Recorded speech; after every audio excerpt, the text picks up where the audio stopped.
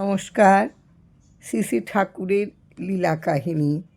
ঠাকুর ঢাকা হইতে কলকাতায় আসিতেছেন। তাহারই চরণাশ্রিত 3 জন ভদ্রলোক সঙ্গে আছেন। তাহারা মহানন্দে সারাদিন ঠাকুরের সঙ্গ করিয়া রাত্রি 9টা নাগাদ গোয়ালন্দ আসিয়া পৌঁছলেন। ঢাকা মেলের ভিড় চিরন্তন। সেই জন্য ওই ভদ্রলোকদের মধ্যে একজন তাড়াতাড়ি নামিয়া আসিয়া গাড়িতে একটু জায়গা দখল করিলেন। তারা 3য় শ্রেণীর যাত্রী, সুতরাং এইরূপ সতর্কতা অবলম্বন না করিলে অনেক সময় জায়গা পাওয়া দুরূহ হইয়া উঠিত।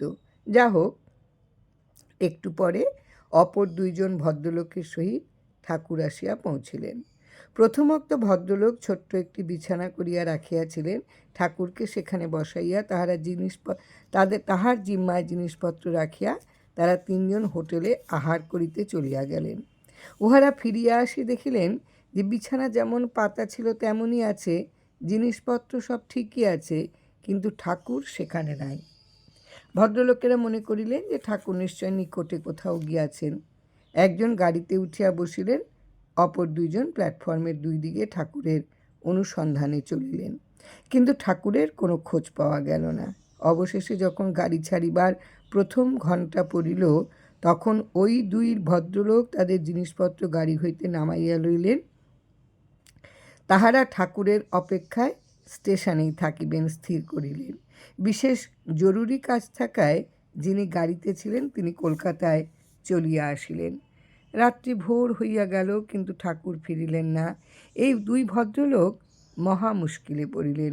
ঠাকুরকে এভাবে ফেলিয়াও যাইতে পারেন না, অথচ কলকাতায় না গেলেও নয়।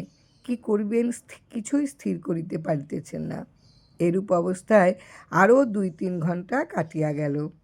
উহারা ঠাকুরের ফিরিবার আশা এক প্রকার ছাড়িয়াই দিয়েছেন। এমন সময় হঠাৎ দেখলেন একটা 10-12 বছরের বয়স্ক বালককে সঙ্গে নিয়ে ঠাকুর খুব তাড়াতাড়ি হাঁটিয়া আসিতেছেন। উহাদের নিকট পৌঁছিয়া কোনো প্রকার ভূমিকা না করিয়া ঠাকুর বলিলেন, রাহা খরচের অতিরিক্ত আপনাদের কাছে যাহা আছে শীঘ্র আমায় দিন। টিকিট করাই ছিল। উহারা সামান্য 2-1 টাকা হাতে রাখিয়া বাকি সমস্তটাই ঠাকুরের হাতে তুলিয়া দিলেন। ঠাকুরও সঙ্গে সঙ্গে ওই টাকা সঙ্গীও সেই ছেলেটির হাতে দিলেন। ছেলেটিও কিছু বলিল না, ঠাকুরকে প্রণাম করিয়া আস্তে আস্তে চলিয়া গেল। ঘণ্টা 2-3 পরে চট্টগ্রাম মেল ধরিয়া ভদ্রলোকেরা ঠাকুরকে লইয়া কলকাতায় চলিয়া আসিলেন। ইহার দিন 2 পরে ঢাকা হইতে আসিতে চট্টগ্রাম মেলে কেন আসিলেন, এই প্রশ্নের উত্তরে ঠাকুর এই ঘটনাটি বিশদ করিয়া বলিয়াছিলেন। গোয়ালন্দ স্টেশন হইতে মাইল 2 দূরে কোনো এক গ্রামে স্ত্রী 2 নাবালক পুত্র লইয়া এক ভদ্রলোক বাস করিতেন। তিনি ছিলেন অত্যন্ত দরিদ্র। সামান্য একখানা কুঁড়ে ঘরে কোনো প্রকারে মাথা গুজিয়া থাকিতেন। নির্দিষ্ট সময়ে কোনো বিশেষ কর্ম তার ছিল না। যখন যা জুটিত তাহাই করিতেন। কায়ক্লেশে দিনাতিপাত হইত, কিন্তু তিনি ছিলেন ঠাকুরের একজন একনিষ্ঠ ভক্ত। সে যে সময়ের কথা বলিতেছি তার প্রায় 15 বৎসর পূর্বে তিনি ঠাকুরের কৃপা লাভ করেন এবং তদবধি ঐকান্তিক নিষ্ঠার সহিত নাম লইয়া পড়িয়াছিলেন। তিনি ঠাকুরকে অন্তরে পাইয়াছিলেন, সুতরাং তাহাকে বাইরের খোঁজাখুঁজির কোনো প্রয়োজন অনুভব করেন নাই, এবং একবার বই দ্বিতীয়বার ঠাকুরের সহিত তাহার কখনো সাক্ষাৎও হয়নি। ওই ভদ্রলোক কিছুদিন যাবৎ অসুখে ভুগিতেছিলেন এবং উল্লিখিত দিবসে সন্ধ্যার পর হইতে তার অবস্থা অত্যন্ত সংকটজনক হইয়া দাঁড়ায়। অন্তিম সময়ে তার শয্যাপার্শ্বে উপস্থিত থাকিবার জন্যই ঠাকুর গোয়ালন্দ স্টেশন হইতে তার গৃহে গিয়াছিলেন। ঠাকুরকে দেখিয়া এই ভদ্রলোক যেন সুস্থ হইয়া উঠিলেন। তিনি উঠিয়াই বসিলেন এবং স্ত্রীকে ডাকিয়া তার বিছানার ওপরেই ঠাকুরের জন্য একটা আসন পাতিয়া দিতে বলিলেন। ঠাকুর আসন গ্রহণ করিতেই ভদ্রলোক ভক্তিভরে তাহাকে প্রণাম করিলেন।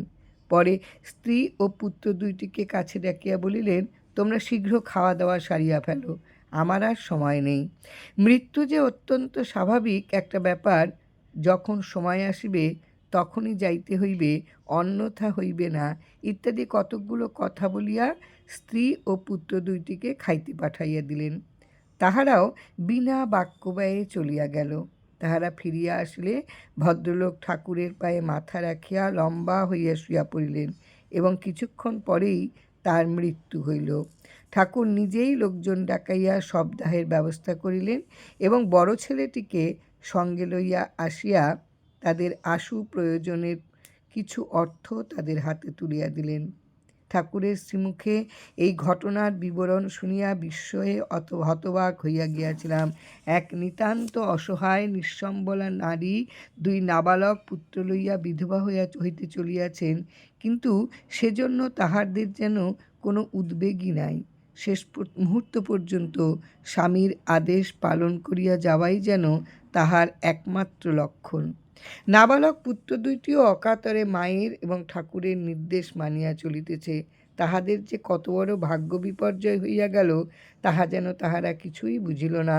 কান্নাকাটি, হাউতাস, আকুলি বিকুলি প্রভৃতি শোকের সাধারণ লক্ষণগুলি যেন লজ্জায় দূরে পালাইয়া গেল। ভগবৎ কৃপা যেখানে প্রত্যক্ষ, কেবলমাত্র সেখানেই ইহা সম্ভব, অন্যত্র এরূপ অবস্থা কল্পনাও করা যায় না। ওই ভদ্রলোকের কথা ভাবিয়াও আশ্চর্য হইয়া গেলাম। জীবনে একবার মাত্র ঠাকুরের দর্শন পাইয়াছিলেন এবং তাহার শ্রীমুখের দু চারটি কথা শুনিয়াই চিরদিনের জন্য তার সকল প্রশ্ন মিটিয়া গিয়াছিল।